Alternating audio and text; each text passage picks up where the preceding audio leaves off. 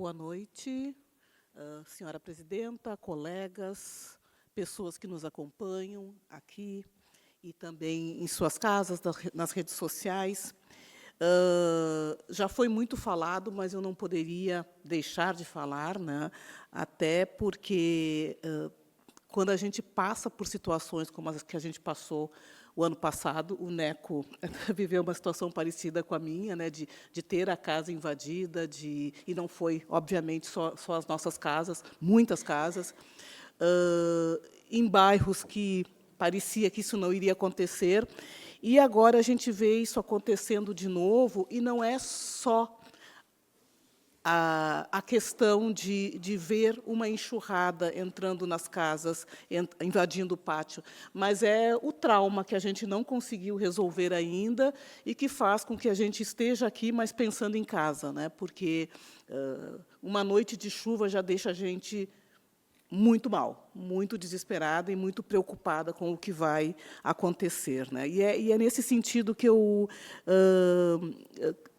fico pensando o quanto nós precisamos reivindicar medidas, realmente medidas, porque faz um ano da última, mas nós tivemos duas anteriores bastante efetivas. Nós precisamos pensar num trabalho de prevenção, talvez juntos, talvez uma comissão, não sei o que fazer, mas não tem cabimento, do meu ponto de vista, eu não sou engenheira, que bueiros façam que entre água na tua casa, no teu pátio, impeça que carros passem. Né?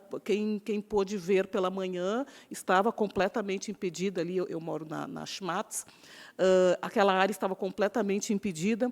E a gente fala assim em prevenção, mas fala numa prevenção no momento em que já acontece. Nós temos enchente praticamente todos os anos. Lajeado se diz, nós temos a utopia que vivemos numa cidade inteligente. Isso foi dito e repetido inúmeras vezes. Só que a inteligência, ela muda, a nossa cognição ela vai mudando com o tempo. Então, uma cidade inteligente tende a acompanhar os ritmos, as situações, os acontecimentos. E prevenção deve ser algo, como o próprio nome diz, que acontece antes do evento. Né?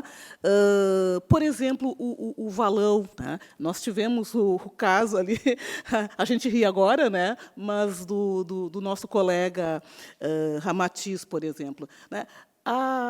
Eu lembro do vereador Sérgio Knipoff, mais de uma vez falando no uso de placas indicativas, né, de que aquele é um espaço perigoso. Porque se acontece com uma pessoa que vive aqui, imagina alguém que vem de fora, quando vê, e está no meio da água, sabe? Então, as cotas que iriam ser postas das placas faz um ano e nada aconteceu. Então, são pequenas coisas que precisam ser feitas para evitar grandes coisas, né?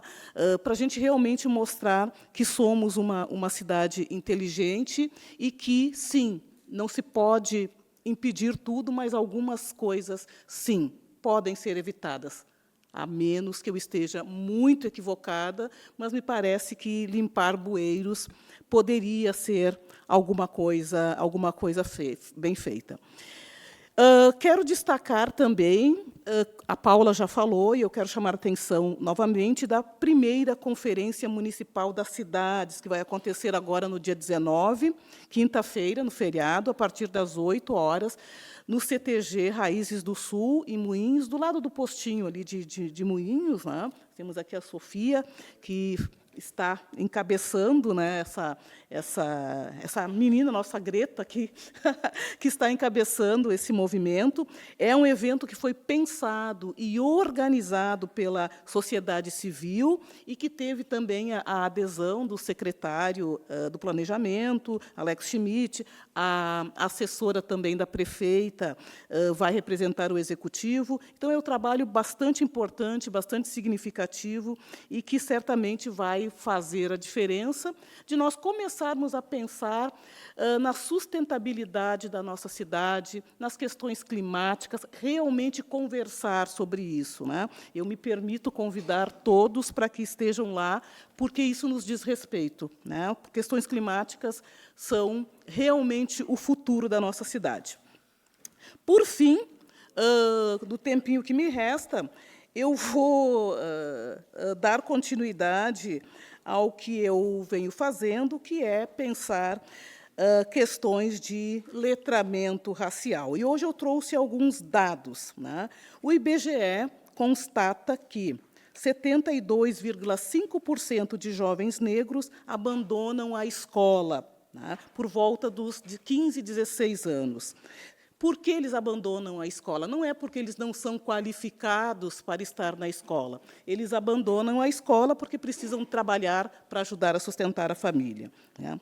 Outro dado levantado que se tornou parte do relatório da ONU, a violência obstétrica contra mulheres negras chegou a um ponto que hoje está sendo discutido na ONU, a violência que mulheres negras sofrem na hora do parto, né? Uma hora que, convenhamos, elas deveriam ter todo o apoio.